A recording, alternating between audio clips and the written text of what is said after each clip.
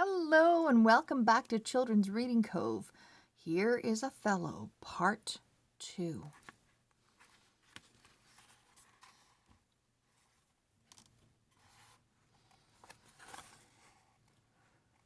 The following evening, Iago called on Cassio and greeted him with a brisk salute. "Sorry to disturb you, sir, but some townspeople have sent us a crate of wine to drink the general's health," he said. "Would you care to join us in the mess hall?" Cassio frowned. "I have to go on watch soon," he said.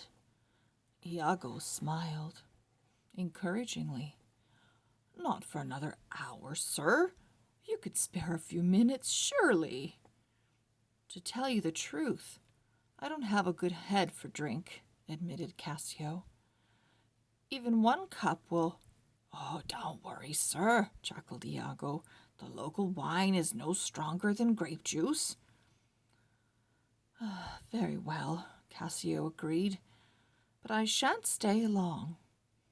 Iago had lied about the strength of the wine, for he had secretly topped up every bottle with brandy. In the mess hall, the men drank a toast to Othello.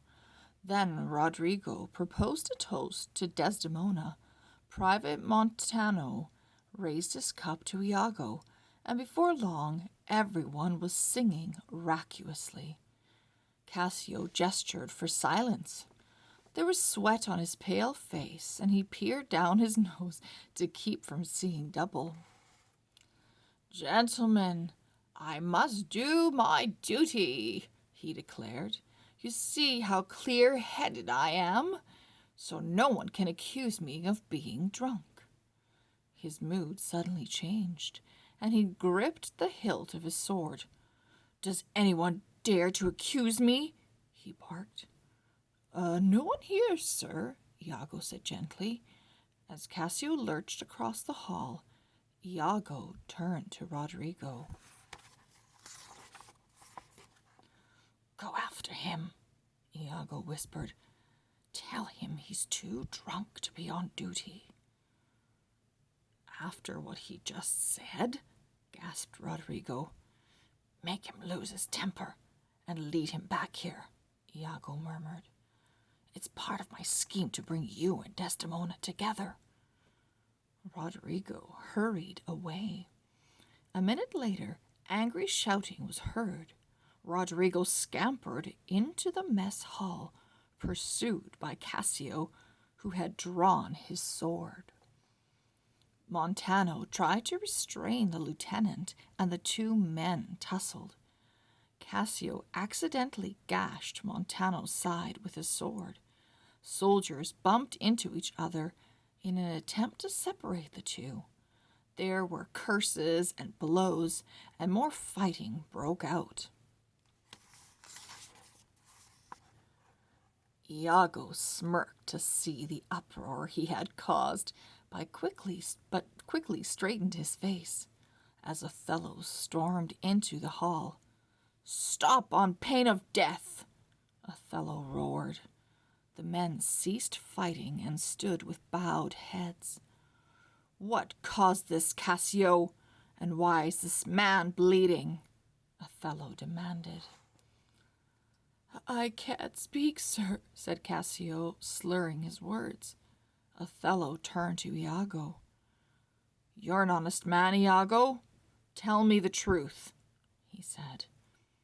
"Oh, it all happened so fast, sir," said Iago. "We were all happy and singing. Then Lieutenant Cassio charged in, chasing after someone or other. Montano tried to calm him down, and all at once everyone was fighting." Othello glowered at Cassio.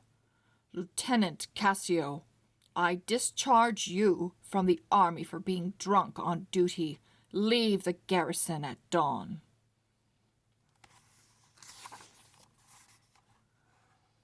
Othello swept out. The other soldiers slunk away, leaving Iago and Cassio alone together. Cassio buried his face in his hands.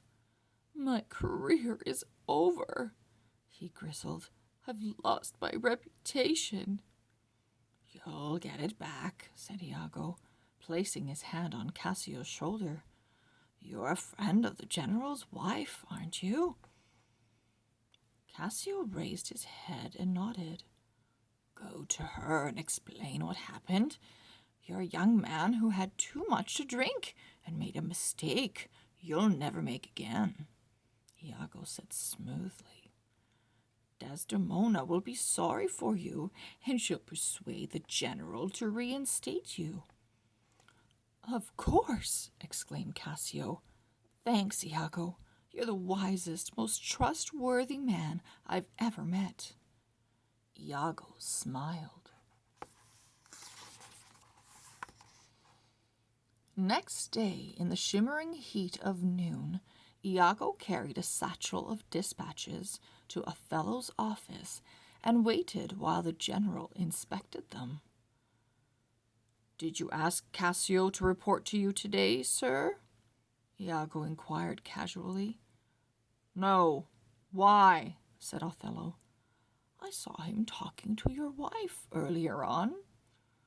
Othello looked up from his papers. What if he was? Iago squirmed as if embarrassed. It seemed to me that they sat a little too close together, sir, and when Cassio kissed your wife's hand, I thought his lips lingered longer than some would consider proper. What are you suggesting? Othello asked sharply. Oh, nothing, sir, exclaimed Iago. The last thing I want is to stir up trouble between man and wife. Perhaps I should have kept my mouth shut, but I'm a plain man, and I speak as I find.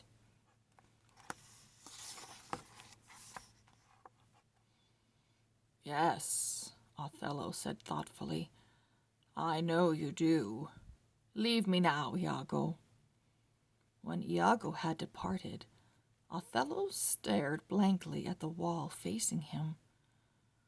Iago wouldn't have mentioned seeing Cassio with Desdemona unless he suspected them of something, he thought. Could it be? Cassio is a younger man than I am, and he's white. Does Desdemona regret marrying me? Othello felt sick with doubt. His world had once been solid, founded on military discipline. Since he had married, his life had seemed less certain. Though he was overjoyed to receive it, he did not understand why he had won Desdemona's love. Could he lose it just as mysteriously? At that moment, Desdemona entered the office. We must talk about Cassio, she said. I spoke to him this morning and... Not now, Desdemona, said Othello, rubbing his forehead. I have a headache.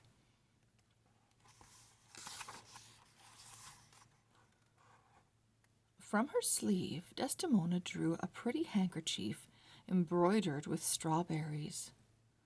Let me bandage you with this, my love, she cooed. It's too small, said Othello. Look at her eyes. They're as innocent as a child's, he thought. Yet they're the same eyes that deceived her father. Desdemona held out her hand. Let's go to dinner. As they left the office, neither Desdemona nor Othello noticed her handkerchief drop to the floor in the corridor outside. A little later, Emilia and Iago strolled by. Emilia saw the handkerchief and stopped to pick it up. What's that? Asked Iago. Oh, my lady's favorite handkerchief, Emilia replied. She worries when she misplaces it. Let me borrow it for a day or so, will you? Said Iago. I'll use it to play a trick on someone. Emilia gave her husband the handkerchief. I hope it's not a cruel trick like the one played on you when you thought I had been unfaithful with the general, she said. Iago answered with a grin, but his mind was weaving nets of dark thoughts. End of part 2. We'll see you soon for part 3. Bye-bye.